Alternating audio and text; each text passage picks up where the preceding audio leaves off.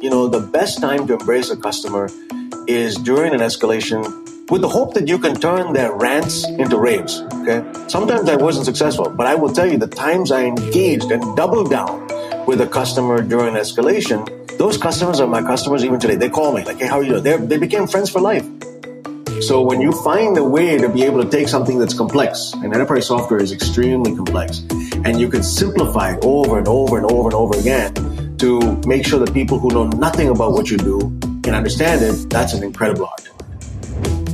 You're listening to the Enterprise Ready podcast, a show aiming to change the enterprise software narrative from how to sell to enterprises to how to build for enterprises. We'll interview industry experts and enterprise software founders as we break through the jargon, establish a common vernacular, and share the lessons learned from building the world's best enterprise software. Hi, I'm Grant Miller, creator of Enterprise Ready and founder and CEO of Replicated, where we enable cloud-native software vendors like HashiCorp, CircleCI, Sneak, and many others to operationalize and scale the distribution of their modern on-prem applications. Check us out at replicated.com. The Enterprise Ready podcast is brought to you by Heavybit, a program dedicated to helping startups take their developer products to market. For more information, visit heavybit.com. If you're interested in being a guest on the show, or if you'd like to suggest a topic, or just learn more about enterprise features, find us at enterpriseready.io. In this episode of the Enterprise Ready podcast, Grant sits down with Sanjay Poonen, current member of the Sneak Board of Directors and previously the Chief Operating Officer at VMware. They begin with a dive into Sanjay's path that would lead him to software development, emigrating to the United States at only 18 years old with a mere $50 in his pocket and a scholarship to study computer science at Dartmouth College. After an internship stint at Microsoft in the late 80s, Sanjay walks us through his first software engineering position at Apple and what would lead him to pursue an MBA at Harvard Business School. Immediately following his degree, Sanjay recounts his first stint into product management with the founding of AlphaBlocks, a business analytics platform, where he cut his teeth on everything that goes into being a founder at a small company, from product management to marketing to engineering and even sales. From there, the two discuss the shifting of responsibilities when moving into an executive role in enterprise software and the internal reflection that one must undergo to truly find motivation. They explore the growth versus fixed mindset thinking that Sanjay has embraced as an insightful influence over his career, as well as the importance of charisma when it comes to being an effective leader. Finally, the two touch on Sanjay's time at VMware, as well as the lessons and experiences that he imbibed from his many positions across various boards of directors. This episode is truly a great one, and we can't thank Sanjay enough for his time, his stories, and his candid conversation. All right, Sanjay, thank you so much for joining. Hey, Grant, a pleasure to be with you. I've heard a lot about these podcast series, and it's an honor to be with you today. Yeah, we're very excited to have you. Let's dive in. Tell us a little bit about your background, like how you got into enterprise software. You've had, such an amazing career. Like, tell us how it got started. Well, listen, Grant, I've got really sort of humble roots. I don't know that there was a perfectly articulated plan where, it's sort of like a river that meanders. If you had told me when I was 18 about this term called enterprise software, I wouldn't have known what you're talking about. But growing up in India, I'm an immigrant who came to this country. We'll get to that in a second. I liked math. I liked physics. I liked the sciences.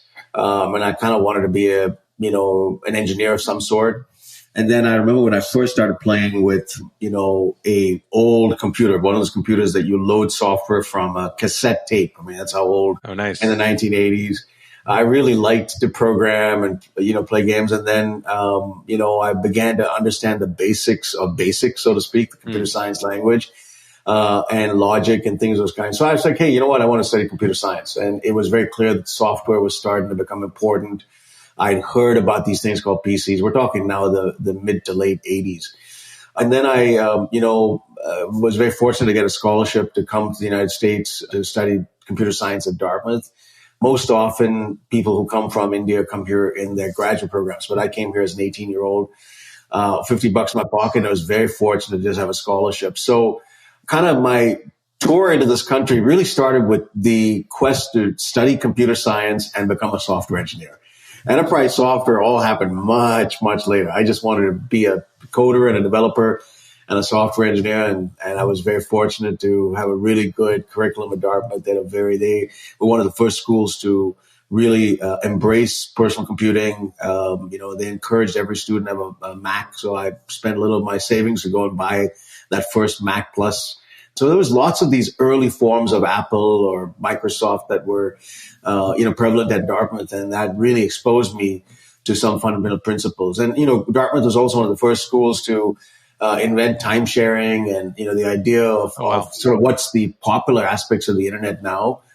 In that day and age, with just sort of a mainframe computer. So many of those concepts that are today very, sort of pervasive in the 90s, and that I started to learn very early, and I was very grateful for that foundation.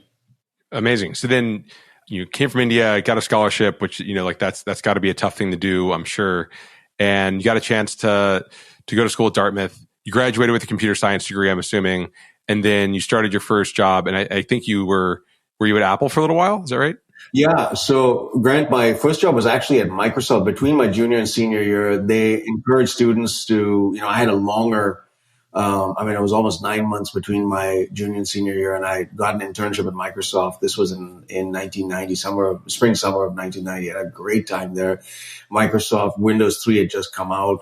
The company only had 2,000 employees. The interns, there weren't many of them, probably 50 or 100 of us. All had a party at Bill Gates' house. So it was like one of those things that was just phenomenal, to just sort of see this software company really changing the world through personal computing. I was a developer, just like eager to learn, building code and what eventually became, Microsoft Exchange, but at that time was called Workgroup Apps. So I had a great time there.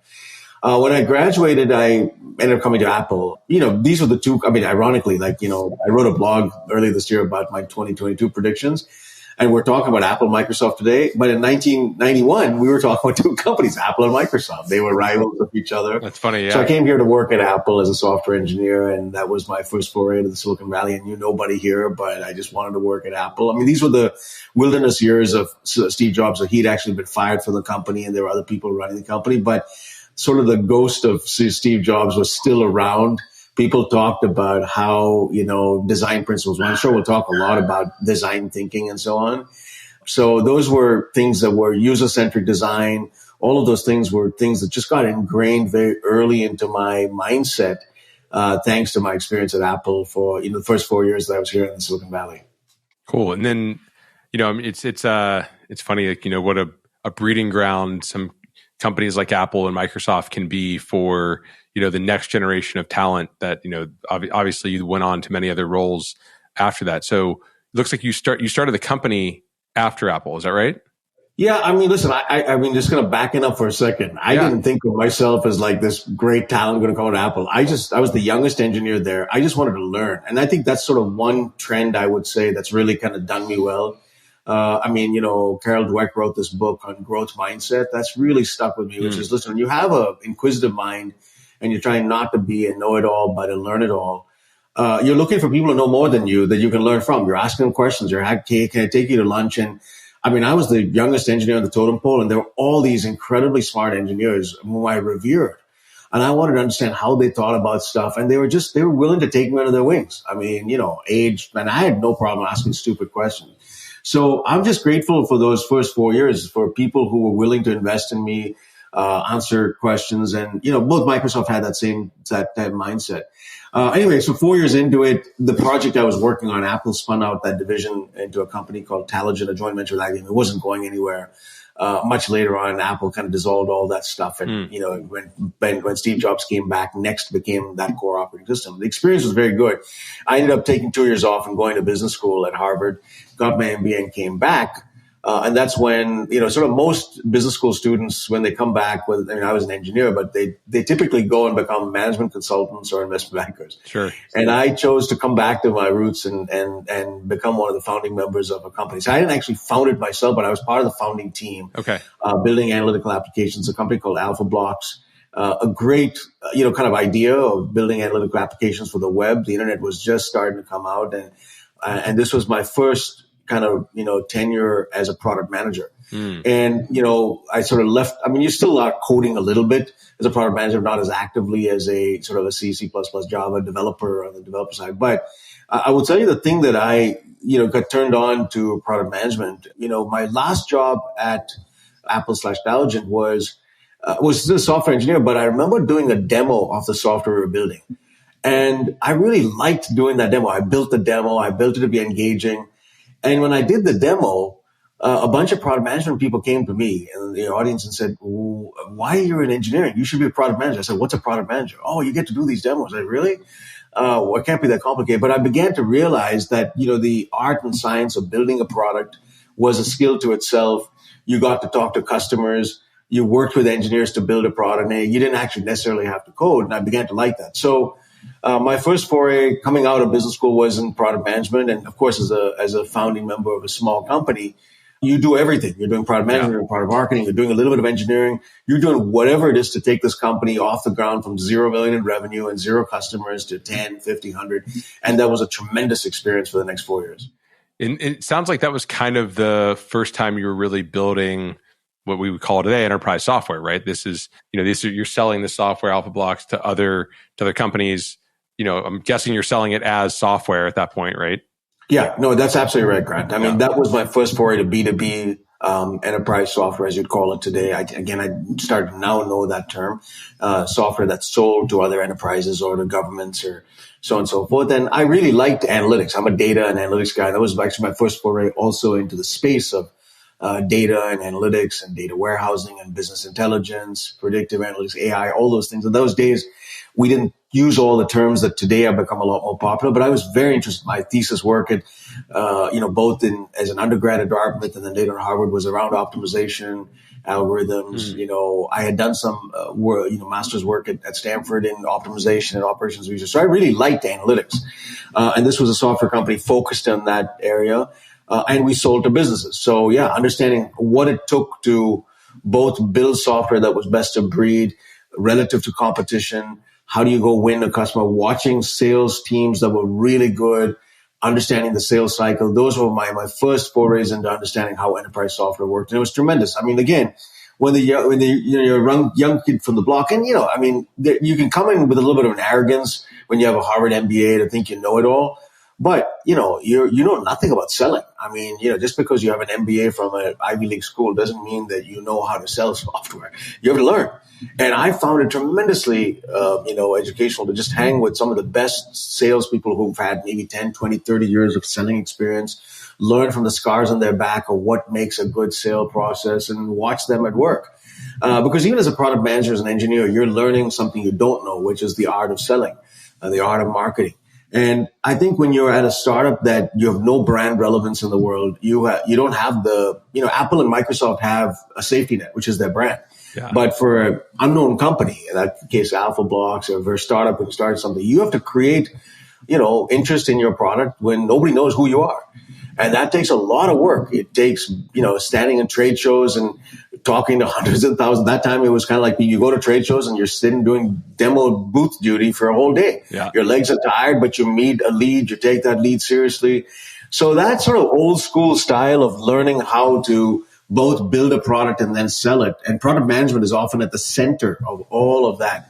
Is a tremendous learning experience. And another lesson I would share with people is if you're an engineer who wants to get closer to the customer, the best time to do, especially at a startup, is to ask yourself, do you have a passion for dealing with customers? Are you a good presenter? I mean, there was one skill that I certainly had as a child growing up was I was a good speaker. I was a good communicator. I could give compelling presentations. I knew how to appeal to an audience. And you could put that skill to work in a product management job. And typically, if you're technical, okay, because your roots are an engineer. I'm a computer science, electrical engineer by background. I wrote code. No one's going to BS you on the capabilities of the product, because in many cases, you may have built it.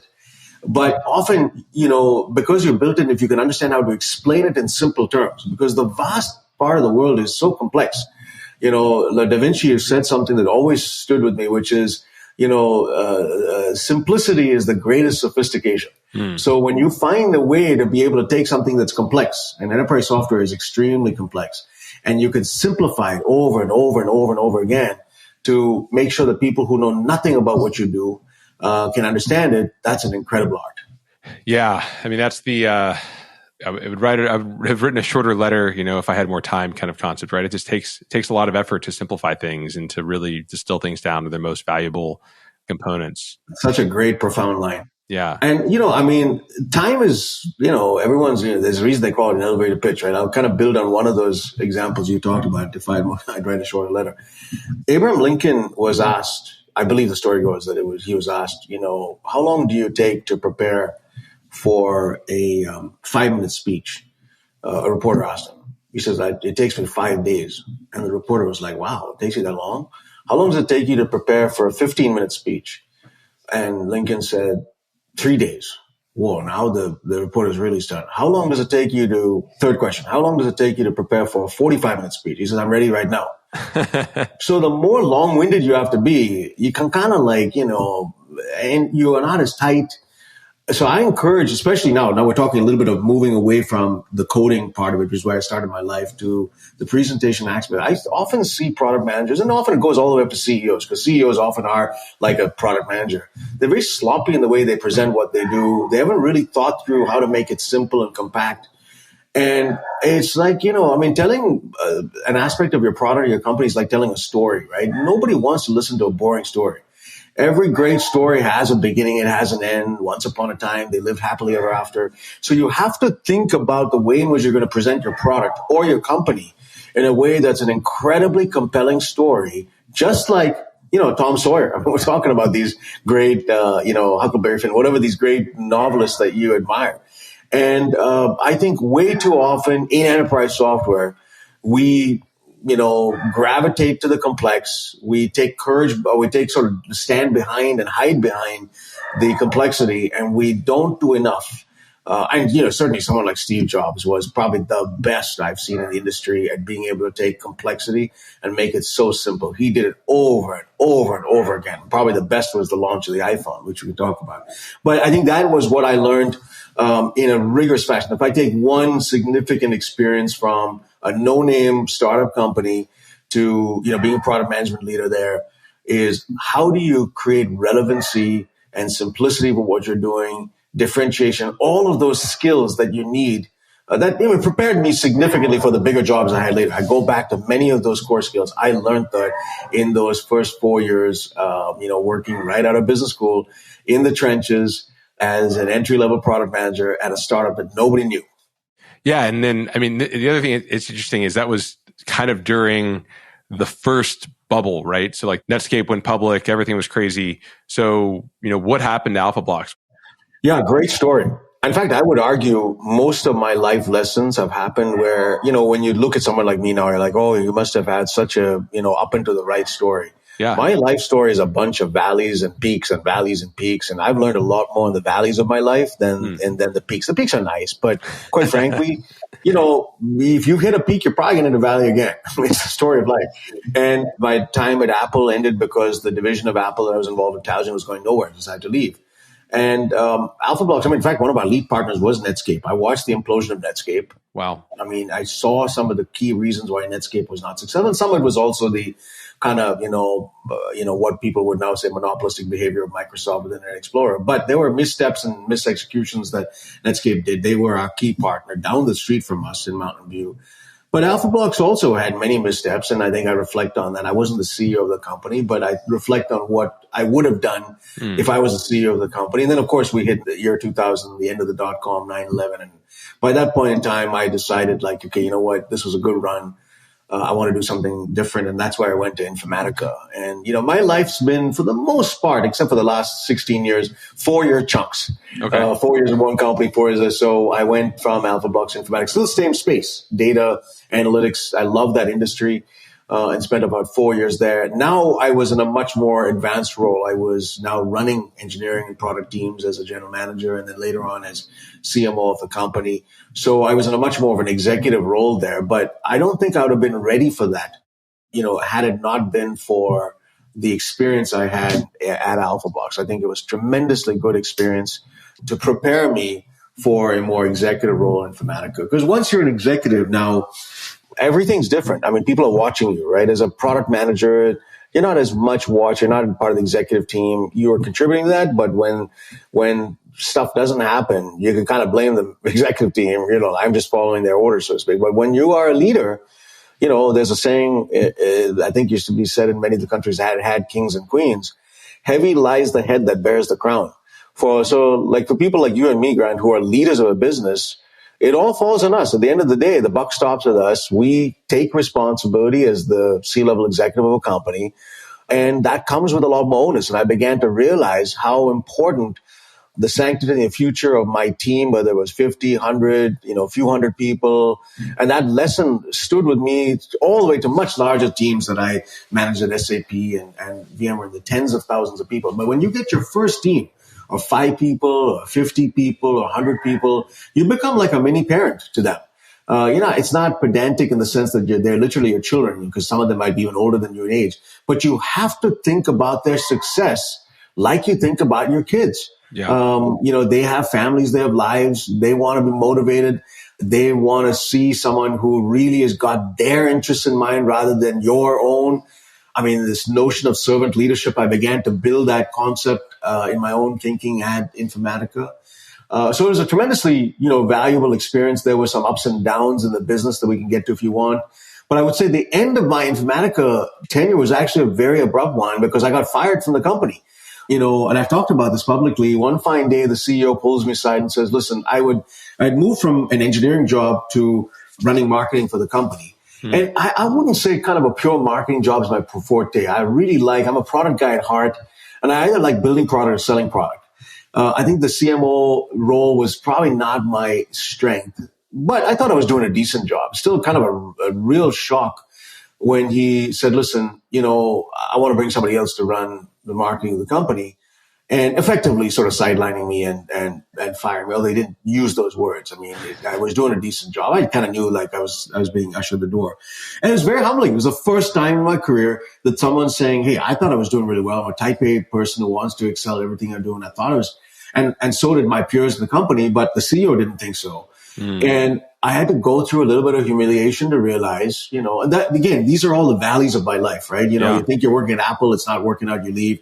You're working at Alpha Blocks, the company's not going anywhere. You go to Informatica, it's going well, but then you have this. And I remember telling my friends, I think the season's over in this thing, but, hey, I'll bounce back up. I took 6 months off. It was very helpful to me to kind of and anytime you have those breaks in life, either because you choose to have it or someone chooses it for you, I tell people really do a self-reflection of what motivates you. Clean up your life if you need to, or go and help other people, because in that you start to soul search. And, I needed to lose some weight, get back in better health, help some people in my life that I could spend more time with. And ultimately that season also helped me meet the wonderful person I'm now married to. I mean, I'm not saying I wouldn't have met her if I'd been, but it allowed me the time to slow down and really kind of, think about what's next. I ended up then working at Symantec for 2 years, but then began for the 16 years after that, around 2004, 2005, 2 incredible runs I have had at SAP and VMware, which we can talk a lot about, because I would say most of my enterprise software were built at companies like Alpha Blocks and Informatica and Symantec. But most of my, I would say, school of hard knocks happened at SAP and VMware between, the last 16 years. Yeah. So let's dive into that. Cause I think, let's start with SAP, where you had, very major roles. I remember being on Hacker News a couple years ago, and there's like a post from a company called Retool, and the post says, "What is SAP?" and that was it's like, so there's all these engineers, and it's like a very upvoted, article, because like I think, for a lot of folks probably listening to this podcast, they've heard of SAP, but don't really understand what it is, like, and why it matters, and like, why it's like a $100 billion plus, market cap company. And so, I mean, one, it'd be great to just like get a little context on, what is SAP? Why is it, what is ERP software? Why does this matter? And then, and then talk a bit about like, all the things you did there and you learned there. And I think, some of that's probably where you started to develop some of those early frameworks around, go-to-market motion and product and things. So yeah, let's dive in. I love that you're asking me what the heck is SAP, because that's such a relevant Gen X, Gen Y, Gen Z, whatever you call the current generation of developers. Like, why should I care? I mean, they've all heard of Google, they've all heard of Facebook, but they don't know what is SAP. I mean, listen, when the best way to describe what it is when you balance your books at home, You have, either you do it on a spreadsheet or on some web-based, accounting software, or if you've got QuickBooks or something, you use what's called accounting software to do debits and credits and balancing books. A general ledger for a big company, in essence, is that you have accounts payable, accounts receivable. You balance your finances in a ledger. And that software, accounting software, the company that is the king of that hill is SAP. And they did that it's not like accounting software didn't exist, but in the 70s, it was done on mainframes. And they were the first to take that notion of how to build, ERP stands for enterprise resource planning, but it's really kind of resource planning. That's really what accounting is.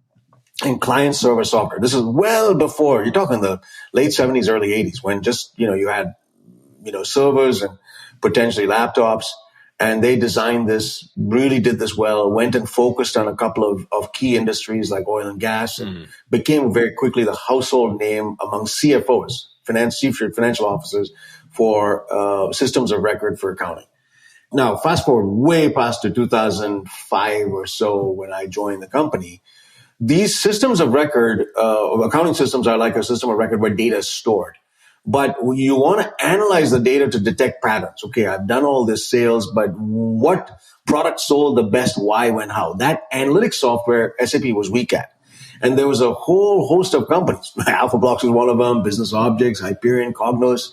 In the 2000s, leading up to 2005, they were all building business intelligence analytics software where they took data from those systems of record of SAP and systems of engagement were companies like, Business Objects and others. And I'd always felt, and this is what I remember Shai Agassi was the president of SAP running all products, and I met him. He was a phenomenal person. And first off, I was like, here's this German software company, an Israeli guy running it. That story in itself was amazing. It was in Palo Alto, and he was really shaking up the way SAP software was being built. And when he interviewed me for the role, I said, listen, I've always felt if SAP really took analytics seriously and created a systems of engagement, they would just wreck all these other companies that are trying to do it standalone because you have the data. The systems of record are all SAP. You haven't just built the analytics, and he said exactly what we need to do. So fortunately, he hired me, and I began to build out the analytics strategy and portfolio of products of SAP one by one, organically, did some acquisitions. Then we did the big one of Business Objects that I eventually got to run. And we built a multi-billion-dollar analytics business that in the 2005 to, I'd say, 2010 era was one of the key reasons SAP went from 10 billion to 20 billion. I would say during that run of 10 billion to 20 billion, half of that revenue came from the products I had built or was managing. Later on, we built, I moved a little bit more to the go-to-market side, but we built out HANA, which is an in-memory appliance that sort of came underneath the business intelligence analytics software and aggregated data in memory really fast. We took that product from 0 to 1 billion really fast. So that entire tour of duty of really understanding the analytics stack was fantastic. I go back to, if I want to share a framework here, there's 2 or 3 things I learned from Shai Agassi. He's since left SAP, before I left. But I would say there's 2 or 3 things that I learned from him that I would still take away as very key lessons. He would ask us, if you're going to do something in a space, how much better is it than the alternative? And we said, it's 2x. He's like, that's not enough. How do you do things 10x better than that? And that notion of 10x stayed in my head. It's the first time I heard it. Like, he wasn't satisfied with just something that was 50. He wanted something that was 10x better. And it allowed you to, even if it wasn't 10x, you were shooting for, the stars, and then you may land on the moon, so to speak, right? So often if you shoot for only 2x, you may end up with something that's just incrementally better. Sure. So then the second thing he would always ask us is, why not? Just keep asking why not. Okay, you say, we can't do this. Well, why not? Just keep asking that question over and over and over and over again, because sometimes it just breaks down these barriers of artificial impossibility that sit in your head, or, and forces you to say, no, we're going to break through that wall. Why not? And then the third question he would really pose is, what if? Okay, what if we could do something? And it would always be something revolutionary. The guy was, an absolute, visionary thinker. And again, unconstrained in a room before you're starting to write code and plan out, you should be asking these questions certainly as a business leader, which was what it was. I was a business unit leader at that time, and encouraging engineering teams, product teams, go-to-market teams. And I was very fortunate the SAP experience really taught me not just, exercising those three questions over and over again in the business we were building, but the global presence. I mean, one thing that's so amazing about SAP, it's a German company that built an incredible presence in the US. Yeah. And to be successful there, you really had, I was an Indian American. I had to go spend time in Germany. And, I remember taking the Lufthansa flight from San Francisco to Frankfurt. I think it's 454 is the number. I even remember the number. And I had my favorite seat on that plane because I did so many flights from San Francisco to Frankfurt and then from there to Waldorf to get to know the German team in Waldorf. And it's one of those relationships that, because there's probably 20, 30,000 people in Waldorf, you got to get to know them in person, go, have food with them and beer and whatever have you. And once they know and they trust you, you can really get things done, even if it's remotely, whether it's Bangalore or Germany or the US. And I really learned a lesson that even when you're working in this remote world, of course, Zoom makes a tremendous difference because doing this with video is so much different than just doing phone calls. Those days, all we had was conference calls. Yeah. But for the first few meetings with people, it makes a huge difference to be face to face and press the flesh and get to know them. Even in engineering jobs, half of my 8 years at SAP, I was building products. And then the last 4 years, I moved to go-to-market role where I was selling many of those products. And then on the selling side, I had tremendous learnings, which we'll talk about. But I really loved my time at SAP. It was tremendous learning. Yeah, so, let's talk a little bit about the early years there because, one of the most important things, I think one of the hard things, I've talked to a lot of different founders about this, to maintain and define, particularly as you get bigger, is to get great product and engineering velocity, right? And so, but it sounds like you built many of these products. HANA is still a massive product for SAP and a foundation for what they're doing. So, was it the leadership? How did you get teams to really produce, such kind of foundational game-changing products? I wouldn't say that our strength was velocity. Certainly some of these game-changing products were, we had to build that sort of Scrum, Agile mentality into the company, sometimes through acquisition. But certainly HANA was a good example. I wasn't responsible for the engineering aspect of that. My colleague Vishal Sikka and his team built that, but I was at that time responsible for the go-to-market of HANA. Okay. But I will tell you, in the other analytics products that we built, we would often acquire companies that were in an area where we're weak, So we acquired a company named OutlookSoft that competed with Hyperion and others, but they did budgeting and planning and consolidations processes for analytics way better than us. And it provided us a very nimble Excel-like experience. And none of these companies are perfect. Listen, I'm sure years later, there's things about the scalability of that solution, but the user experience was so much easier. One of the, challenges at SAP was an extremely functional German car, but the user experience of many of our products sucked. It just was terrible. People would say, this is a beautiful, highly functional car, but hard to use, right? The screens look terrible. Could you give me kind of a Facebook, Google-like experience on top of that? So often, not just sort of skinning it differently, but having software that integrated deeply with SAP, but was extremely easy to use. We acquired companies like them and allowed that speedboat to operate alongside the big aircraft carrier because it wasn't going to be just out there on its own. It got all of the benefit of being close to this mothership, but then could move fast in its own lane. You got the best of both worlds. And then we would use those engineering teams that came in, put a lot of incentives to get them to stay. Couldn't get them to stay forever, but at least, 2, 3, 4 years. So they brought some of that agility and sort of fast mindset. In the case of HANA, it was all done organically. And listen, Hasso, the chairman, was the brainchild behind driving it. Remember, he had a passion for that. He had been lecturing at, his university, Potsdam, about in-memory. And he really, with his own, this is where you got to give. There's something unique about founders that have a passion, and he's one of them. Mm-hmm. He drove with a maniacal speed, capabilities that needed to get done. We moved extremely fast, and then he was hands-on in terms of its success and feature and functions. And for why? Because he wanted to disrupt Oracle. The Oracle database was often running underneath SAP. So he had a passion for that. And I would say he was certainly the kind of spiritual force behind the success of HANA. Oh, interesting. And so I didn't even realize, but your point there is you would buy SAP's ERP system, but underneath you would have an Oracle database that was sort of where all of that data was stored, right? So you would, set up the database and then set up the SAP software to talk to that Oracle database. Yeah, I mean, think of SAP like an application. It's an application layer. The data then sits in a database. We didn't own the database often, and the database is just as important because you'd set rules and logic in the database. And because we weren't a database company, most often SAP applications run on the world's greatest database. And Oracle is comfortable with that because they weren't, they now today are a lot more in the application space, but in that day and age, they needed SAP to sell a lot more Oracle databases. So in fact, there was a good partnership between the two companies. But once Oracle started to get in the app space, they bought PeopleSoft and Siebel, and SAP had to ask ourselves, do we get in the database space? And for a long time, we didn't. But once we had HANA, it gave us an avenue, even though we were primarily an apps company, to have a database or a data layer that we owned that was differentiated. It was differentiated in the sense it was in memory. And with memory, with RAM pricing being different, flash pricing, you had a variety of doing things as an appliance.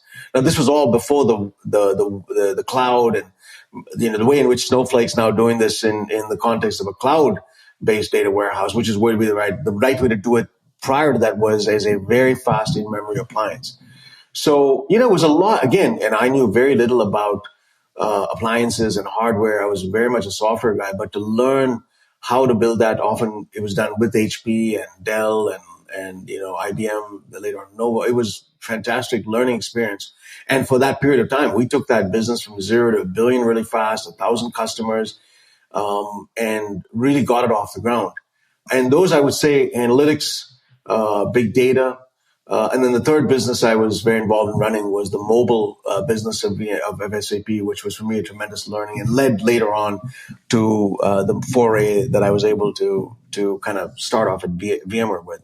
So, from my perspective, working for a large global software company, SAP, eventually I was president there, helping drive the company from 10 billion to 20 billion, which was a tremendous learning experience, and getting the breadth of both an engineering job at scale and a go-to-market job at scale. Big companies allow you rotation. I worked for probably, one of the best bosses in the world, Bill McDermott, who's now CEO of ServiceNow. I have tremendous respect for him. Sure. And a lot of what I learned, especially in the selling side, I learned from him. But I think these opportunities as an engineer, remember I'm an engineer and product guy, to really get a scaled experience at go-to-market happened at SAP. And I have so much gratitude to many of the great sales leaders, chief of all, Bill McDermott, that simple, I could write a case study of all of the things you want to do as a go-to-market later, lesson after lesson after lesson that I took out of McDermott University, so to speak. It was fantastic. And those have stayed with me to this day. Yeah. Let's dive into a few of those, because I think one thing I love is just like when someone who, is building products, it then sort of goes into more of a customer facing role and has to you're like, oh, I just built all that stuff and now I have to go actually sell it and see customers use it. You're like, okay, this is going to get real, right? And so you kind of, you're stuck with your baby that you helped create. Now you need to go take it to the world. So, it's kind of like the right responsibility, and to give someone like that, a chance. So. Yeah, I think, that's an astute observation, Rand. I remember, I was a product guy and Bill invited a bunch of us product people. This must have been 2009 or so. It was about 4 years into my tenure. So think of me as all the way from 1991 to 2009, 18 years I've been a product engineering guy. I've done some product management, never really on the dark side, so to speak, sales and marketing. So a bunch of us product people were presenting at Bill McDermott's, sales leadership meeting. I think it was at the end of the quarter, and I think it had been a tough quarter for us. Maybe we didn't make our numbers. I forgot what the context was. He lined a bunch of us product people, and then at the end of that, he pulled me aside and said, "Hey, listen, you are hands down the best person presenting your product area, but you're on the wrong side of the business. You need to be on the sales side, not on the engineering side." I said, "What are you talking about?" He says, "No, come work for me." And it was clearly a recruiting pitch. But, I was like, well, I don't know. I don't want to be flying around 70% of the time. Sure. Kind of I always viewed sales guys, they're just traveling around, and when you don't make your number, you're going to be fired. I wasn't worried about being fired. I was like, okay, you know what? I didn't think that was what I'd be good at. And I didn't want to be flying around. I had my wife and I had a daughter, and then twins were on the way. So we had 2 more kids coming soon. But he was like, hey, don't worry about it. It may be 70%, maybe less, but you learn. But you need to make a decision by this Friday. So I had a conversation on Monday or Tuesday, and like by Friday, Saturday, I needed to tell because he was going to make a decision. So I called a couple of people and said, hey, listen, they said the opportunity to learn from Bill is once in a lifetime. You should take the job. I was like, okay, fine. So I did. And I will tell you, I learned, and the first lesson is exactly what you talked about. You learn tremendous empathy for sales people once you get in their shoes. As a product guy, you're always like, that guy can't sell. If the salespeople knew how to sell my product, would be better. Okay, let's see how you would do it. And you get in that person's shoes, you realize, my goodness, it's tough. You have to make this thing. You start to first off realize the flaws in the product that you built. Okay. But then sometimes you realize, hey, if this thing is not competitively better than the competition, even the best sales leader is not going to be able to get an intro or whatever have you. So I have to really understand differentiation. What's the unique selling proposition? Secondly, you learn to be extremely, if I take away a lesson, customer focused. Bill was so good at, he'd have a meeting with a customer and within 24 hours, there'd be a nice letter back to the customer saying, thank you for meeting with me. Here are the follow-ups, 3, 4, 5 items. I'm like, whoa. And that's like anybody CIO who's bought from Bill McDermott tell you that's a Bill. He is so thorough with his follow-up. And typically I'd be copied in a lot of those emails because the actions were to me as one of his lieutenants. Like, oh, go do this, go do that. But it didn't matter. Here I'm being copied with the CEO or CIO of a big company. Yeah. And as a result of doing that, your Rolodex expands. You're just starting to meet all these people because you're getting into meetings. And I'd be like, hey, I don't care. If I can get on a sales call with a C-level executive, Bill McDermott, put me in the meeting. I want to go. And I'll take any of the action items that come out of it. That's the second lesson. And then the third, I could go on and on, but let me give you a third one and then pause for a second. Embrace escalations. Most often people who come from engineering product times, when it comes to an escalation, they run. They flee for the hills. They don't want to be involved because they either want to blame the customer or the consultant or the sales rep, and it's never their code.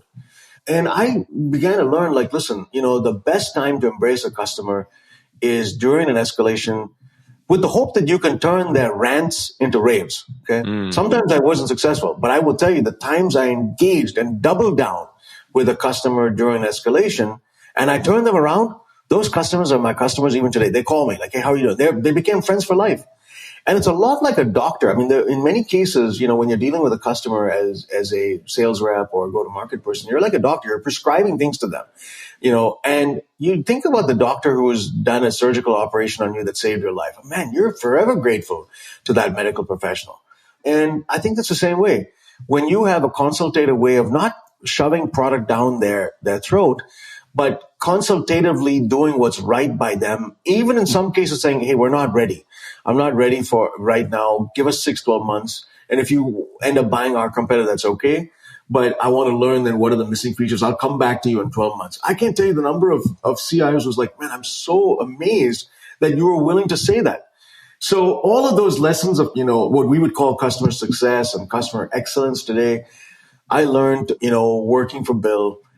And then there's many, many tactical, things I take away, how to run a forecast call well. It was just amazing, man. I tell you, during those 4 years from 2009 to 2013, I just had a ball, I would say, learning many of these lessons. And there were others. Bill wasn't the only person. Rob Enslin, who now runs sales at Google, good friend of mine, watching him at action, pristine, great. He's one of the best. So this is a lot like, it's a little bit like sports, right? And you watch these athletes. You're good at something. If not, you wouldn't be playing in the same field with them. But you watch somebody else who's got a craft and they're really good at it. And good athletes, they're competitive, but, LeBron's respecting Kobe. Sure. Magic Johnson's respecting Michael Jordan. Patrick Mahomes is respecting Tom Brady. There's respect that goes because you see something they've done that you want to learn from. And that's, I think, the tremendous aspect of leadership. I think as a leader, we've always got to look to people.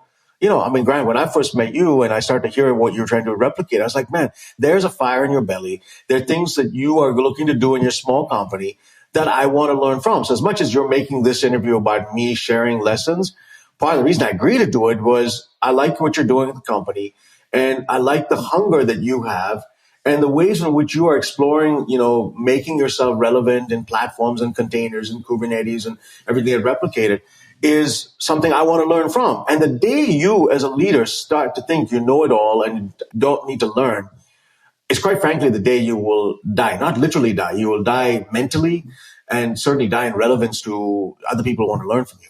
So I think when you do that, you're a happy person because every exploratory conversation with somebody else is you're asking them questions as opposed to just talking all the time. Yeah, and you said something earlier that I thought was a really great way to wrap that up, which was like, don't be a know-it-all, be a learn-it-all. I've ever heard someone say it that way, and I'm like, but I love that because it makes tons of sense. I mean, core value replicated is always curiosity. That's Carol Dweck. Okay. I mean, there's a great book called The Growth Mindset. I'm just quoting her. Yeah. She's a fantastic. I mean, it really applied to learning. When I first read her book, it was about children, right? You want to develop a learning mindset. I mean, when you think about a kid, right? They ask questions that are very open-ended. Here's a good example of an open-ended question. Why is the sky blue? That's a very open-ended question. Adults tend to ask a question like this. Hey, isn't the sky blue? That's a close-ended question, right? So when we start to ask more inquisitive, why, how, what if, things of those kinds, you learn a lot. So she was writing how kids tend to be in that stage where even when they have failures, you want to develop the learning mindset. Okay, I made a mistake. That's okay. It's not the end of the world. What did I do wrong? I learned, move forward. Certainly celebrate the pictures, but when you have that mindset, you start to build that part of your brain, which is a learn it all. And I found that to be extremely helpful to not just, you can apply that to your kids, which is good, but you can also apply that certainly to our leadership growth. And by the way, Satya Nadella, if you read his book, Hit Refresh, he is all over Carol Dweck's research. He used this as his basis of his coming out as CEO of Microsoft. And that's what turned the company around. I mean, his growth mindset was what put Microsoft on a very different trajectory 8-9 years ago, whenever Satya took over as CEO of the company. Wow, that's great. I just, the idea of constantly learning and coming at things with curiosity, I find to be just a really important approach. Like even when you think you understand, in a personal relationship, or if you think you knew someone's motivations or why something happened, bringing that sort of curiosity into even personal relationships and just like trying to make sure that you know that you aren't in somebody else's mind, right?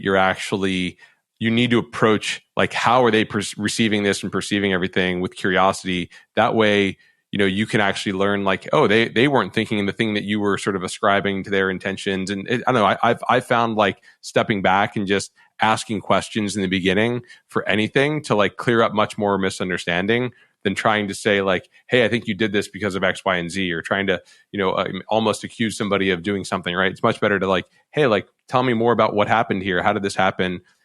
That's been a huge growth opportunity for me in the last like year, realistically.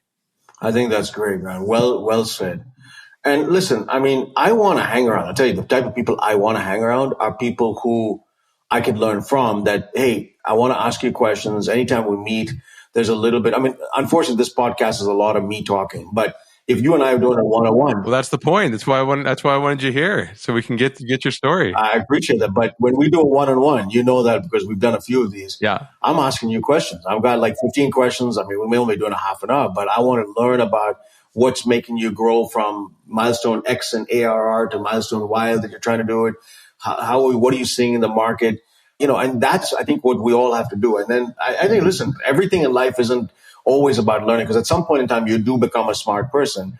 Your job, if you are a smart person in a particular area, call yourself a teacher then, is to teach others, because you have to share. I mean, part of this is hopefully if there's some small nugget that this podcast teaches another entrepreneur something they could take away, mission accomplished in doing this podcast for you, Grant. So I think that's how the circle of life is, right? You got this virtuous cycle of teaching and learning and teaching and learning and teaching and learning.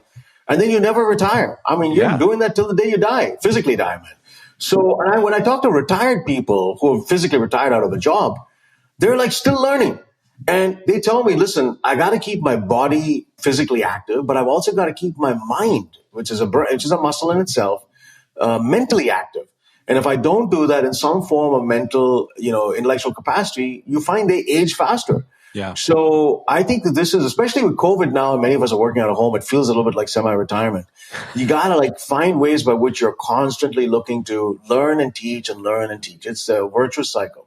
Yeah, I love that. I mean, and, it's the virtuous cycle of humanity. That's why we have the, the amount of success that we do. We build on what our ancestors and the people that came before us learned, and then we bring more value, and then we teach the people after us, and they, it keeps progress, moving. So I love that. Yeah, I call that sort of your teachable point of view. I learned that from some of the work that, at one of the companies, it was, I think, maybe Informatica, we had somebody who was teaching leadership at GE. Noel Tichy was a gentleman, incredible a professor who ran the leadership program for GE during the years of Jack Welch. But he came and taught us this sort of point. I've written a blog about it. If you search on Google, Sanjay Poonen, and, leadership lessons, teachable point of view. I think every one of us has to build a teachable point of view. I mean, GE's was that they were the company that minted the most CEOs. I mean, some of the biggest and best CEOs came out of GE. They were a people factory. So you didn't go to GE necessarily to be the best in financial capital, GE capital, but you learned to be a general manager very, very well there. So, each of us has some gift that we're developing as we get better and better at that. If you build a teachable point of view, you want to be able to then use that to be able to groom and grow others, especially those younger, to learn from you. And then if you're a growing leader, hopefully your collage is a mixture of the things you've learned from other people. And then a good part of it is your own DNA. I admired in basketball. I'm big. I love sports. I love practically any sport. But Kobe Bryant was like somebody I loved him. But you could watch Kobe Bryant. You could say, this guy has been watching Michael Jordan from every move of his. But then, there was a nuance of what he did that was different from Michael. Those are the places where you'd improvise on that, right? Yeah. So you want to allow individuality and not just be a carbon copy of some other leader, because, we're not made to be just robots. But I think if there's many people I admire, but then I look at their qualities, often things I like, things I don't like, and then say, listen, here's parts I admire, I'm going to emulate, and then I am who I am. I'm going to be different. So I think those are great, great lessons, and that did me very well for both SAP and VMware to kind of take a good collage of the people in my life that I could learn from. Yeah. It also underscores the importance of, it's kind of like, you're an average of the 5 people you spend the most time with or something, right? Like that kind of concept. And it's true in work as well, right? So people join great companies to be around other people who care and are working hard and are trying to accomplish something interesting. It's funny because the other like core value for us replicated is always like care deeply. I'm like, I really just want people to work here that really care about the work that they're doing. And I always say you don't have to totally define yourself by the work that you do, but you should partially define yourself by your career, by what you're up to. And that's not always the most common or popular opinion, right? Like, work-life balance is important, but I still want people, I talk about background processes. I want folks to actually, when they're on a run or in the shower, think about a problem from work, right? Think about something that we're trying to solve, because that's really valuable time. Yeah. And only folks that like actually care deeply are going to put that kind of effort in. No, you absolutely got that right. And they make such a difference. And there's so much joy. If you also really care about, about what you're doing, they're the people who are a joy to work with, because, you might butt heads with them, but like you both care, and that matters so much. No, passion's a very important piece of it. Listen, I've been very fortunate when I talk about, I think I can kind of quote another framework. Warren Buffett said he looks for 3 qualities in people, energy, smarts, and integrity. And if you have the first 2 but don't have the third, it will kill you. So, integrity is like the foundation of the house. Okay. Yeah. You absolutely don't want to be hiring someone who is, a bad apple, because they will corrupt the good apple basket. And that's really fundamental. It's pretty sad. I see a lot of people who tolerate people with poor integrity of some kind. Especially how they treat people. When I talk about people who are rude and condescending, whether it's misogyny or whatever it is, that's got to be rooted out of every company. Yeah. But then the other 2 pillars are just important: smarts and energy. And I'll tell you, there's a lot of, when you have someone who's both cerebral and charismatic, it's a really, really great combo. And I've always thought to say, listen, what I want to bring to every day at the workplace, you're going to sense energy and passion from me. I'm going to put everything on the field. That's how I was born to play. I'm an energetic, passionate person to start with, but I'm going to bring that to the workplace. I'll bring that to anything I do. And, my team hopefully then feeds off that energy. because so much of winning is just about that mindset, right? Hey, we are going to win. Here's why we win. And I'm going to be the last guy to turn the lights off and maybe the first guy to come in the office. I'm much more of a late night owl than an early morning bird. So I'm going to be probably the prisoner, but I'll work the midnight oil, and you're going to see hard work from me.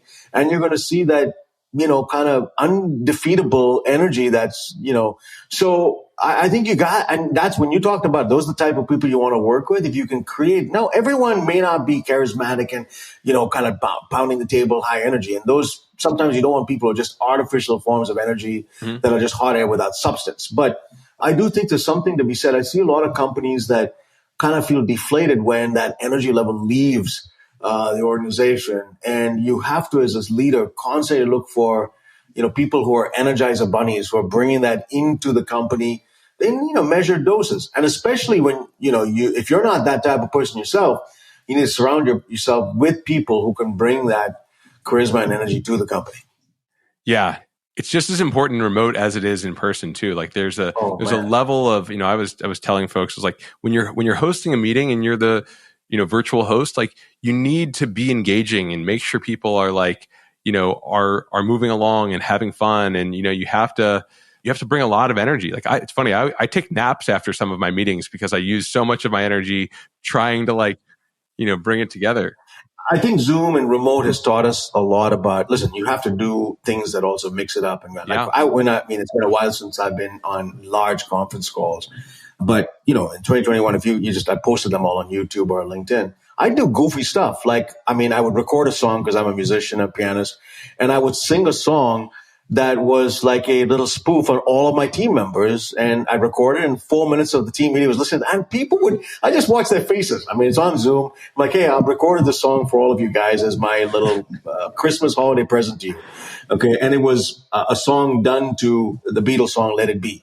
Okay. And people love it. It's on YouTube. You can watch it. Yeah. But it was a way of just saying thank you and great and poking a little fun at a few of them. Everyone on my staff got a line in the song. I love that. Yeah. And it was fantastic. It took me all of 10 minutes to record it. I wrote a few words to it. I improvised on the Beatles song and did it. And I mixed it up.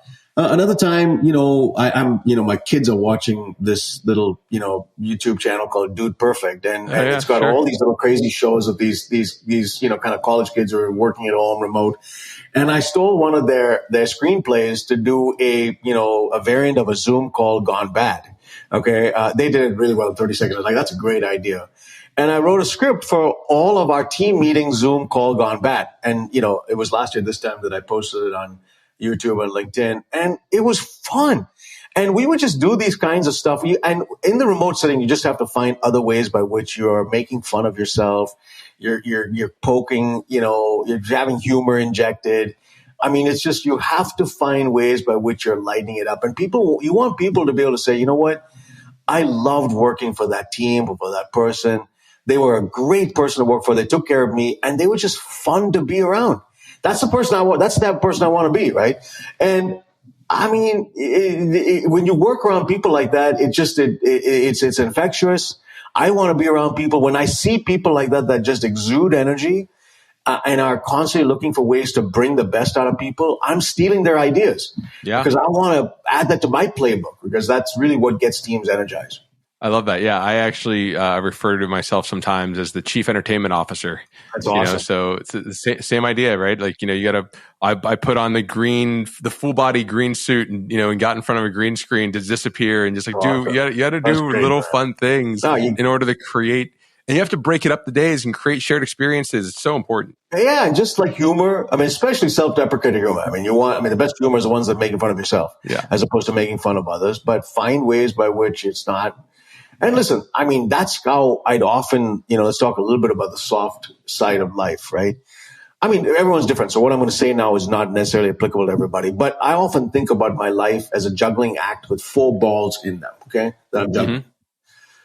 These 4 are not necessarily the 4 that everyone has. So please, people listening to this, don't feel like these have to be the exact same 4 that you have, but you're all juggling balls of some kind. My 4 happen to be faith, family, friends, and work, okay? If you want to add a 5th ball, it's my workout, my health, and all that, but you can add more. But let's start with the top 4. Sure. It just so happens 3 out of those 4 are made of glass, it's not a tennis ball. And I'll let you figure out which 3 those are. Okay. And I will tell you, it's not work. I've come to realize. Because glass meaning if you drop it, you may never get it back. Okay. Yeah. And that's how you want to be thinking of life, quite frankly. So when you look at that with that perspective, you're like, man, you know what? For whatever time I'm at work, what's the worst thing that could happen to me? I'm fired. Okay, big whoopee. But I want to make my experience here one where people really enjoyed it. Certainly if you're a leader. And most often they remember how you treated them, right? Yeah. Especially people who are junior to you. I see a lot of leaders, okay, who kick down and kiss up. It's the worst kind of leader. They treat people who are below them. You watch them as they come in, the receptionist or the people who are, several floors on. They just treat them, as if they're a commodity. And then they kiss up to the CEO or the board or whoever have you.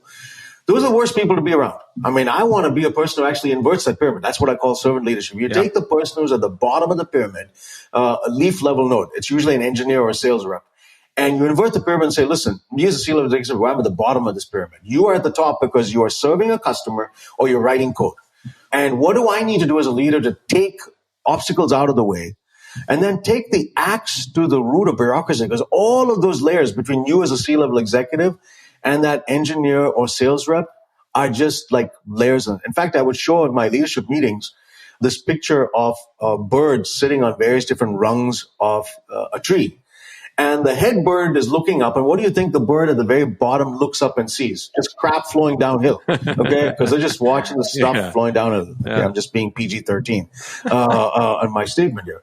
But that's often what the engineer at the bottom of the pyramid feels like. Oh, here comes the stuff from the CEO. Yeah. It's rolling downhill. Okay. CEO passes on to the VP and VP passes on to the senior director, the director and the manager. And finally I get it. And quite frankly, when you invert it, you're like, hey, listen, guess what? I'm serving you. I'm not the chief bird sitting at the top of the pyramid. What do you need to get your job done? I mean, I would find in my go-to-market roles, I had half of my time at both SAP, which we talked about, and we got the VMware there at this time, or half of my time there was, and I had a much bigger go-to-market role at VMware. But I found the most rewarding times for me as COO of VMware, where I was running all of the front office, was going on sales calls with reps. Okay, there was all the layers between me. There may have been 7 or 8 layers between me and the rep. We're not in the room. It was just me and the rep.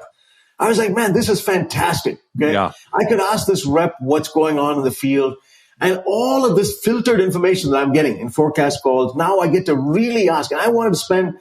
I mean, if we went on a sales call and we could go and have a meal afterwards, I was peppering that rep with every question I could, because I was looking to get a reality what was actually happening in the trenches, as opposed to something that by the time it got to me up the pyramid was, I don't know if it's true or not. Yeah. So I think as a leader, you have to really sidestep all. I mean, layers are there for a reason. You can't have all, 80,000 people at SAP when I was there, or whatever, 35,000 people at VMware all report to me as C-level executive. No, you have to have layers. But you as a leader, especially the higher you go, you have to find a way by which you are sidestepping the layers and getting right to the leaf level and celebrating their success, understanding what they're doing, and empowering them to come to you. Not to just rat on their boss. That's not what you're trying to do, right. Just to snitch up the chain. But if there's things that they need to get out of the way, you won't hear it. By the time it gets to you, it's insulated. They're trying to make sure the good news travels up. I want to hear about the bad news as soon as possible. Yeah, that's a great point.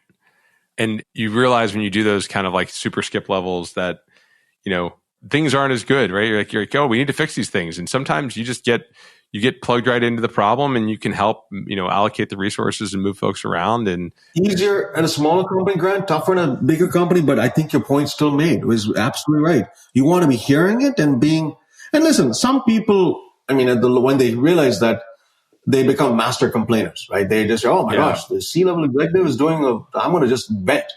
And you're like, okay. So often when people come to me with a list of complaints, the first thing I ask them is like, okay, have you thought about possible solutions to this that you've thought about? Don't expect that I have the answers to all of it. How would you solve it? What are the suggestions you have? And if they haven't thought about it, like, okay, I love what you're doing about it, but why don't you go spend a week thinking about a solution, send me an email with ways in which you would suggest. Yeah. And when you force them to think through that, right, I think you actually come back with people who are actually, solving some of that. Amazon has this sort of, I learned a lot from Andy Jassy and, the culture Jeff Bezos set up at Amazon. We did a lot in my years at VMware with them, and Andy was a classmate of mine in business school, so he's a good friend. But a lot of the ways in which they built improvement of their culture. They make people write a document on what you want to do as opposed to just spouting it off in words in a PowerPoint. These are ways by which you start to develop rigor into your thinking, even as a low level. I mean, someone could write a nice 5-page document that was more powerful than any of the mid-level managers. Mm-hmm. And that could be the plan that Amazon was going to say, we're going to go pursue, because an engineer decided this was what they were going to pursue and had an innovative idea. You want to be able to find ways by which those ideas are being celebrated and pulled up as quickly as possible. Because when you get to be a larger and larger organization, bureaucracy sets in, and it's the sad truth. I see so many leaders, vice presidents, then you have senior vice presidents, whatever. They're just investing in big companies. The hunger is gone. They're collecting their paycheck. They're N years away from retirement, and they're only managing escalations. They're like, okay, my customer's happy. They're not building innovation. And then some startup comes and disrupts them. That's the nature of life. Yeah. I mean, that's why, I like startups, because I think there is a lot of that out there where folks are fat and happy, and you can kind of, go build something new, creative, innovative, and really work your butt off to create a lot of, enterprise value. So that's why I think this is a fun game, even though. Well, I like that you're doing that and Replicated. And I think, certainly my time in the last 4 or 5 months since I left VMware has been incredible, meeting entrepreneurs. I just set a goal the last 4 or 5 months just to meet as many entrepreneurial CEOs who are doing great stuff and learn from them, ask them in a few cases, even investing and funding them. But it's fascinating. Yeah. So I celebrate CEOs like you who are looking to innovate and are building something embryonically. You have a much tougher job as a CEO of a small company than a mid-level or senior executive at a big company that has the brand. But the lessons you will learn about hunger, about teamwork, about, grit are lessons that often the big companies don't learn because the fat and lazy folks there are sloppy in whether the way they build a product or the way they sell a product. Yeah. The determination you have to work for startups and be able to hear no and keep coming back is definitely a valuable lesson and skill you build up over time. But let's talk more about your time at VMware. I want to dig in there a little bit because such a important company in enterprise software created so many of the foundational technologies that really, paved the way for what the cloud is, and so let's just hear about what your role was, how it came about, what you kind of started off doing there, some of the things you accomplished, and some of the things you learned there too, and lessons you take away. Yeah. I mean, listen, way back to 2013, I was at SAP. I sensed that my career was sort of stalling a little bit in the sense that I think if I really wanted to progress, I felt I probably needed to be in Germany. I was happy. I was not unhappy. But at that time, Pat Gelsinger was CEO of VMware. He's now CEO of Intel. And Joe Tucci was chairman of VMware, called me because they were trying to kind of rejuvenate the end user computing division of VMware. This was the product that built virtual desktops, and they didn't really have a mobile strategy, but it was a small business, maybe about 200, 300 million. The company at the time, I think, was about $4 billion in revenue. But it was literally across the street from me at SAP. If you come to Palo Alto there's on Hillview Avenue, on the one side of the street is SAP, and exactly opposite the street was VMware. So I really admired this company that invented virtualization. I watched the growth of virtual machines and really admired what Diane had built in that company. So there was a great amount of admiration. And what they needed was kind of a little bit of an adrenaline shot to take end user computing to the next level. And my thesis there was, listen, this is 2000, my life had been revolutionized by the iPhone and iPad and everything that Steve Jobs had invented at my favorite company, Apple. And I felt like mobile was going to change the world. So I remember asking them, like, hey, what's your mobile strategy? Okay, it's all about virtual desktops, but the world's not desktops. There is some desktops. But what are you viewing about security and end user computing? I kind of joked you could end user computing if you didn't have a mobile strategy. And I think the company had, but wasn't bold enough. So I encouraged them to be like, hey, we got to be bold. And, I think that means possibly an acquisition. Mm-hmm. And even before I joined, I got sense from Joe, who was the chairman of the board, that he would support if I put a good thesis together. That helped. I think having the chairman of the board be like, hey, you put a good thesis together. We didn't have confidence that somebody inside the company could run this, but you seem to be somebody who's done this reasonably well at SAP. Gave me like, okay, you know what? I still have got to do the work to put the case together. But here I've got support, not just from the CEO, but the chairman of the board to say, hey, you come in here, put a case together, we'll support you. So I had a clear sense coming in that there were two companies, largely because I was seeing them in my, I was running the mobile division of SAP. Right. There were two companies that were doing security mobile devices very well, AirWatch and Mobile Iron. I mean, at that time, this was 2011, 2012. And they were just beating us at SAP every single time on that aspect. There were many other things SAP did in mobile, but that piece of it, those two companies were just eating our lunch. Every single time we competed against them, we would lose. So I was like, man, and I tried to buy one of those companies at SAP, but we couldn't make it work. And anyway, so I was tracking those guys from a distance, and I had a perspective that those were one of the two companies that would succeed. And over the course of the next 6 months, we built a case to buy, AirWatch. Mm-hmm. And even the thinking on why we bought them. Mobile Iron is a very good company. We ended up hiring a number of people from that, respect them. But we actually, AirWatch was the smaller company. And in the Magic Quadrant, I think if I remember right, they were behind Mobile Iron in sort of execution or vision, or one of those sort of axes. In revenue, they were certainly behind. But I liked the hunger of these young kids in Atlanta. I mean, it was a group of, I don't know, maybe 1,000 or 800 employees. They all had this sort of trading floor, a big office where everyone was on a trading floor. Everyone was on one single floor, huge office. And you could just feel the energy in that room. All like University of Georgia, Georgia Tech. I mean, like a whole bunch of Southeast grads of some college, young and were vibrant, and they just wanted to win. And I felt like, you know what? A lot of the Silicon Valley, no insult to the place where we all live, many of the engineers here, they have an entitlement. You buy them and 2 years later, they're gone. They want to go start the next big company. I don't know if that was going to be the case, but I was worried that Mobile Iron would have that, mindset, and we would lose the employees. And I wanted something that was tucked away 4 or 5 hours away, and with that energy that I just found so infectious. And they just needed a platform, VMware, to happen. So we ended up buying the company in early 2014, and it changed everything in our end user computing business. It just took off all of a sudden. We had a mobile strategy. We were competing, against not just Mobile Iron, but Citrix and a variety of others. And all of a sudden, wow, people said VMware was back. And the next, I would say 3-4 years that I ran that business, we just hired incredible people. And the team from AirWatch just did an enormously good job. And all I had to do was be like the Phil Jackson. If I, again, come back to sports, I wasn't any more the Michael Jordan. I mean, as you get to be in bigger roles, you start to realize you're not the star with 6 seconds on the clock. There's other people who are going to do it. You just need to be the person orchestrating them. And I had to find, ego. These were very different, characteristic of people in Atlanta from the core team at VMware in Palo Alto. Culturally very different. Sure. I had to really try to be the glue, and we were very fortunate. I mean, we set up a way to integrate that in reasonably well by giving them both autonomy. Now, I'd had a fair amount of experience integrating acquisitions at SAP, so it wasn't the first time I did it. So I had a playbook of how to do that well. But the support from the VMware executive team and the board was very strong, and we were reasonably successful in taking that business from, I think, 200 or 300 million to multi-billion. In fact, I wrote a blog of my lessons on that, which you can find on the internet. So I would say that first foray of, again, a product engineering type of job, of running end user computing, was tremendously helped by the acquisition of AirWatch.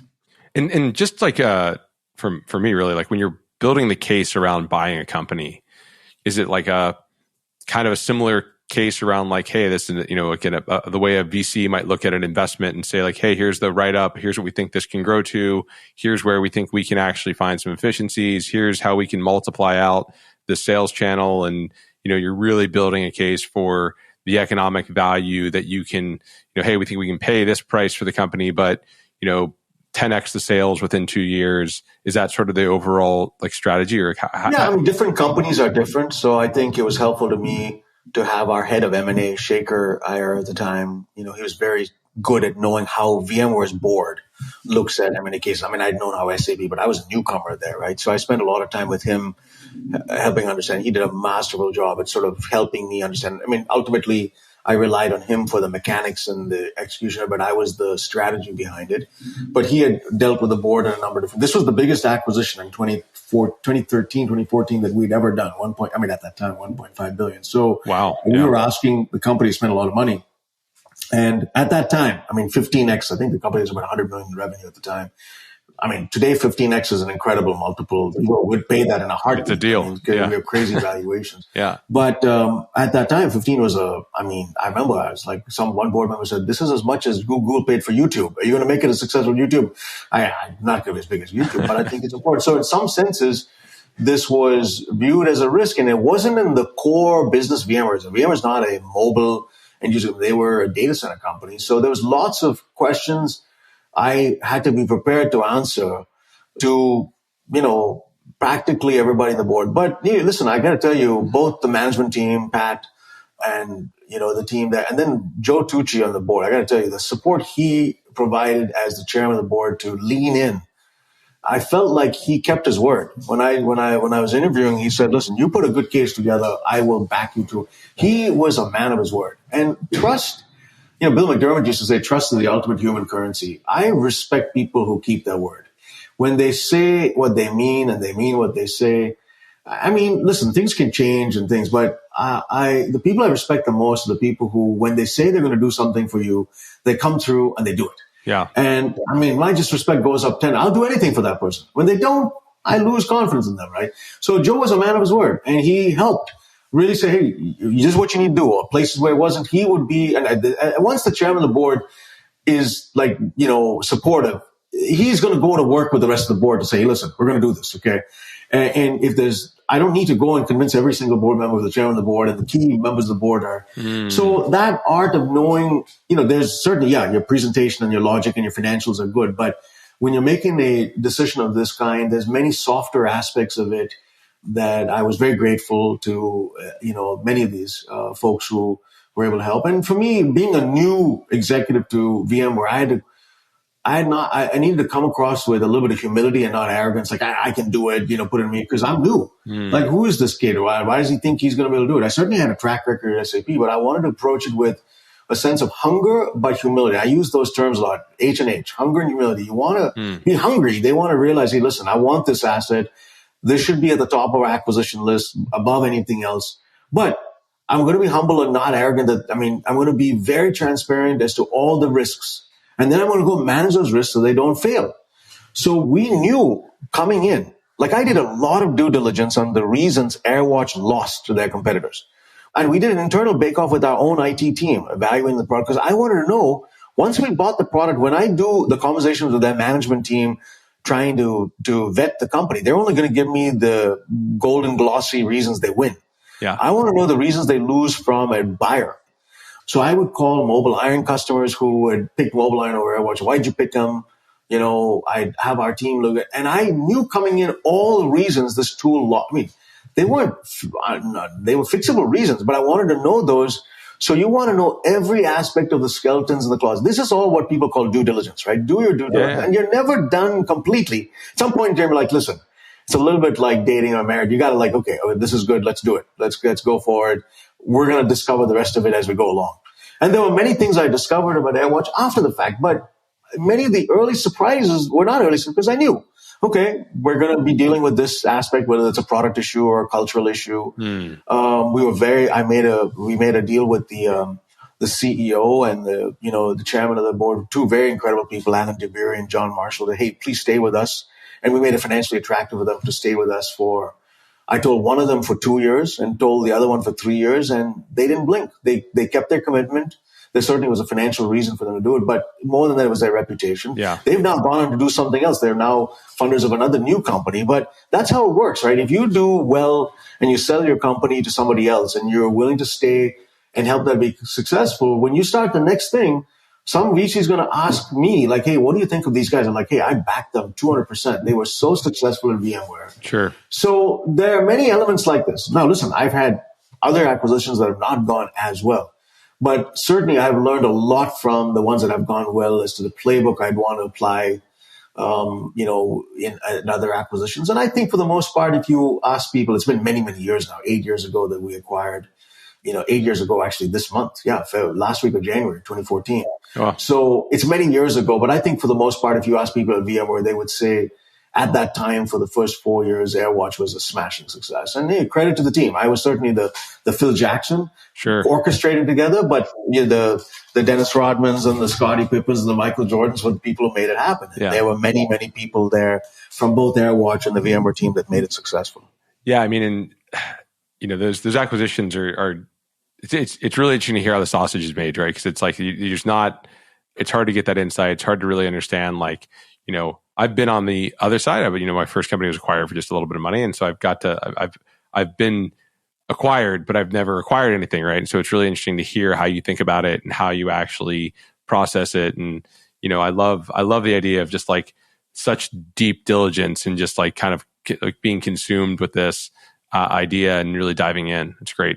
I mean, I'd say the other thing is like, let's say I was looking to acquire you, right? I mean, you start to build a camaraderie with the CEO of that business. Sure. And you sense like, you know what? I mean, I really liked John Marshall, and I liked their grit and the way they just went relentlessly after a market. And they were different from me, but that's okay. The people I'm friends with aren't all like me. Sure. But you build a camaraderie with them, and you realize what you want to do is just put more fuel behind their fire, more logs into their flame. They've got the fire going.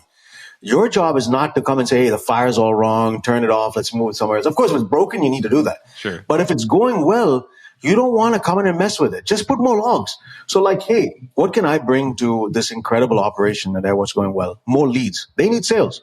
Okay, I will introduce you to every CIO I know and open the door for you. And if you have an escalation, I'll handle it. But I'm not going to interfere with if you have a roadmap that's not correct, I'll ask questions, but I'm not going to meddle with your roadmap. Go get it done. Sure. Right? If a customer calls me to complain about the product, I'll listen to them and then I'll go help you. But that's a very different mindset from coming in, micromanaging them and saying, you need to go here. And then you start pulling apart the baby. So we left everything, engineering, sales, all underneath the CEO and said, listen, run it for another 2 years without us dismantling the baby. Right? Now, after 2 years, we started to integrate it a little bit more in. So we had a recipe and a playbook of how we were successful. And I think, that and one or two others. By the same thing we did for business objects at SAP. So I was kind of used a little bit to that playbook, of gradual integration as opposed to a speedy integration in, especially when you have a strong leader, a strong CEO and a strong leader who could make that happen. So, yeah, I mean, I would not say I can write the textbook on successful M&A. I think, there are many other companies who've done it many more times at scale. I think Salesforce has got an incredible process for integrating M&A, and they've done it very well with large ones, whether it's Tableau or MuleSoft, or now hopefully Slack goes well. Yeah. And in the past, some of the things that they acquired before that.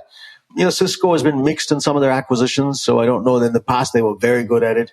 So you always look at these bigger companies, and you can certainly tell the ones that have done good ones and the ones that have not done good ones. Yeah. I look at some of those companies that do really great acquisitions. I think you're right. Salesforce has been one of them. And sometimes you just have to like take some bets and like go after and go get something that like other people are like, that's a high price for. But they've taken those bets, man. Can you believe that? I mean, the bet for Slack was, my goodness. Yeah. And the bet, I mean, they almost bought LinkedIn. They almost bought Twitter. I mean, they've had a lot of consideration for things. So I admire, that's the chutzpah of Mark Benioff. He's willing to shoot for the stars if it's important. So you got to respect people like that. Yeah, he's been a force there for sure. Other lessons from VMware. And the other thing I want to talk about before we wrap is just like some of your board experience too, because I know you've been on, you've advised so many great companies and you've been such a great board member for other places. So would love to dive in a bit of that. Yeah, listen, my time at VMware, you could divide into two halves. One, which was a product. It's a little bit like SAP. One, which was a product engineering job. And the second was CEO running all of sales and marketing. Probably the biggest lesson I would say from the second job was, humility again. Now, for the first time, I ran specialist sales teams at SAP, meaning all the industry and specialists, people who were at now VMware is running all the sales teams directly. I think I had 18 or 20 quarters. And, you want to approach every one of them like, hey, I could get fired if I don't make the number. So you want to meet and beat. You have expectations, and you have a sales team to help you do that. And it's always a moment of reckoning, the last few hours of the quarter when you're closing a quarter. And it's either a moment of jubilation or a little bit of reflection at the earnings call, because in public companies, it's confidential until you reveal it. But enormous jubilation if the quarter's gone great, and then you congratulate the sales teams, or at kickoffs when you've had a great year. Nothing like that. it's so, so I loved that side of it. And I naturally like the skinning the cat, going and getting a nice big deal.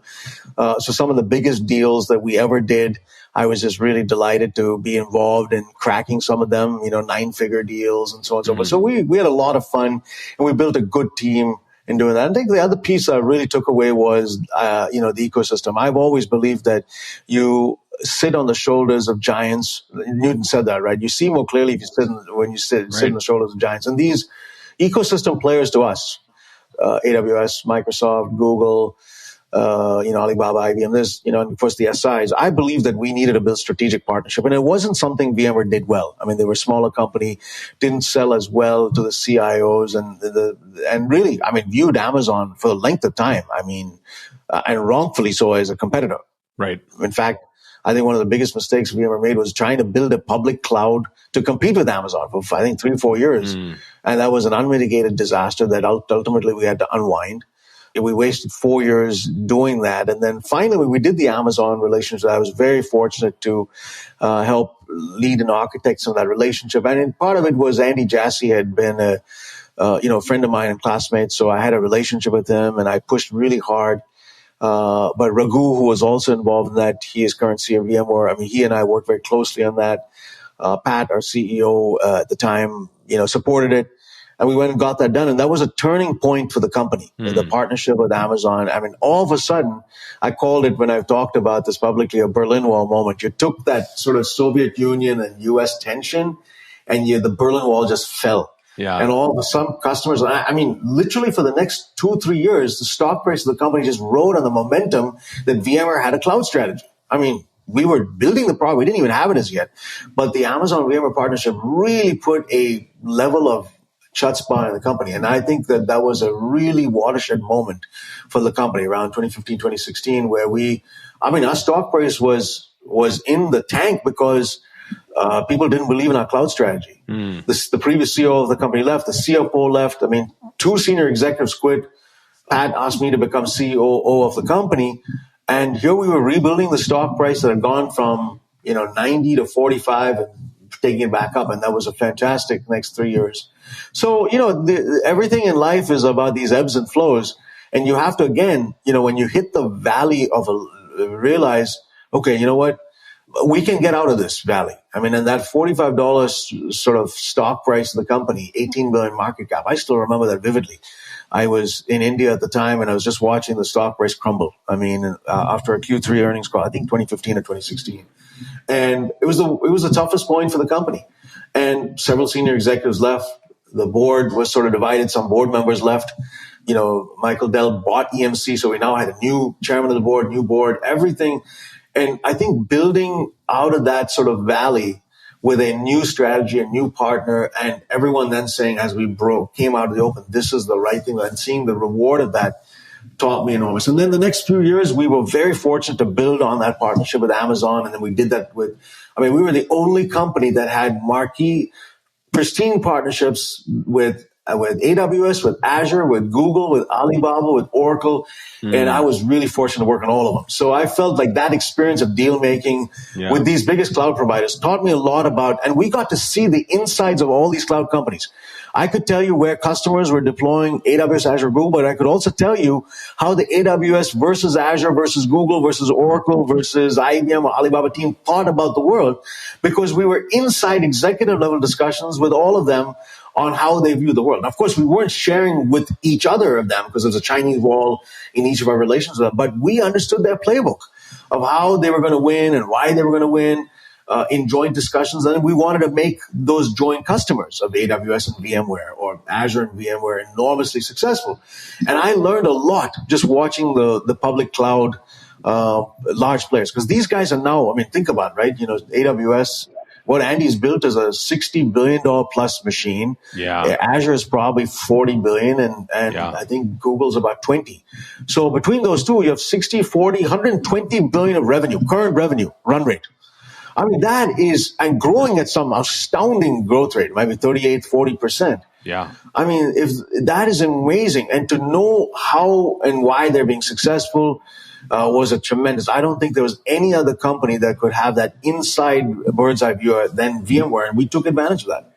Yeah, that's actually really interesting. Like that partner strategy closely aligning to I mean, it's hard to be able to win with all of them. And to your point, the strategy probably 5 years before that was something to be competitive, to try to like, oh, they've got the Zen hypervisor powering this whole thing at AWS, and it should be VMware that's powering all the VMs there, and it's not. So let's build our own, and then realizing that like there was a complementary strategy together. It's really interesting. Life is a lot of those learnings. Okay, should we talk about boards? Yeah, let's hear about like kind of lessons from boards and your experience there, because I think that's another really interesting chapter. I mean, listen, for the bulk of my time at both SAP and VMware, I was on one nonprofit board of a school, when I was at SAP, good learning experience. But I always found it, man, it's taking time away from either my family or from work. And I was like, man, it's one more. I viewed it as kind of a tax I didn't like. So I just kind of, as I joined VMware, resigned off all boards and just said, I need to focus on work. And then Infor first came to me. They were, kind of an ERP company. Now that I wasn't in the app space, I was in the infrastructure space. The app space was clean. So I joined the Info board. I mean, there were trips to New York that I needed to do, but I could combine that with business. I mean, the part of being on another board is you just have to realize it's extra time on your hand, and it's going to be time that you take away from. Now, of course, you're not the operator, so you're not judged on. You're not running the company, but you have to read the materials. You want to be, your job is a fiduciary responsibility to the shareholders, whether it's private or public, to help the company be successful and to provide strategic advice and counsel that's thoughtful. And you're sitting around other people that are really good. So I viewed it as I would join one, maybe max two boards. In fact, I think VMware only allowed you to join two boards as an officer of the company, one public, one private.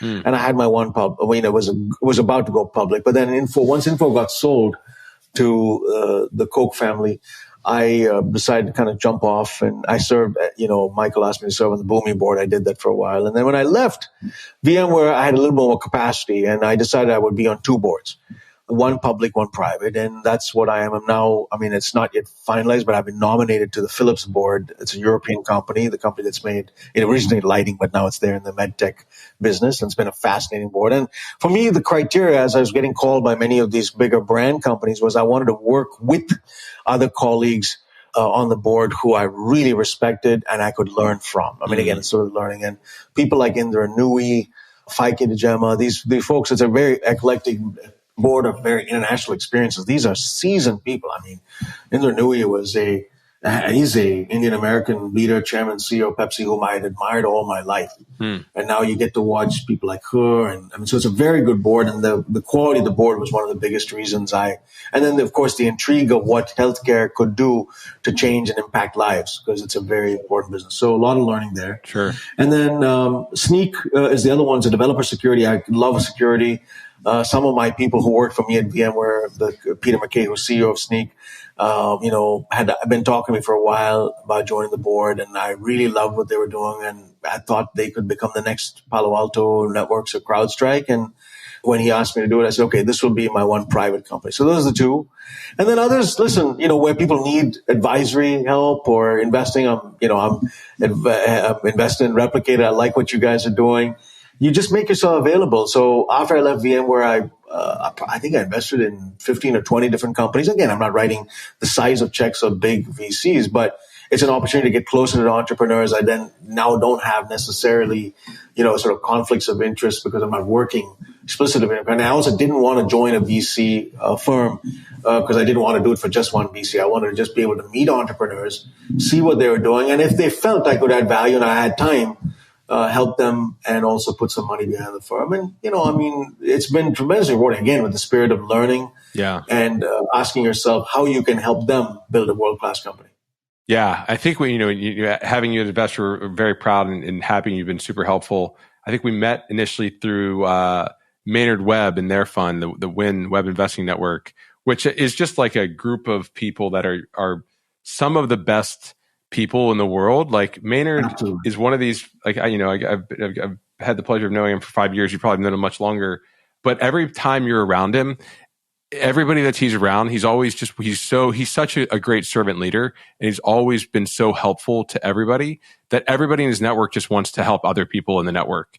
And it's such a, you talk about integrity, you talk about long-term, like that group of people just exemplify that to me. And so, yeah. And it's like, once you're in it, you're kind of vetted too into that group. And it's been, I think it's one of the best networks of investors and advisors that's out there, really technical doers. I love those people. And Maynard Webb is everything you describe and more, Brad. He's just so amazing. And I love the fact that I've been involved with the web. I probably should have talked about some, but his web network, I'm just so honored to be in it. Because when I see companies like yours and I say, oh, I love this idea, this company, small amount of money, they're obviously, vetting it with the network to see if they can get money in. Yeah. So yeah, that's how we met. And meeting entrepreneurs like yourself who have a vision for what they're trying to get done, and then in a niche of what they're doing are building great technology. Opening a door for whatever you might need, whether it's a customer, an engineer, spending some time with your sales team to help them share some of these lessons. Man, that's the best way to give back, is to help other people be successful.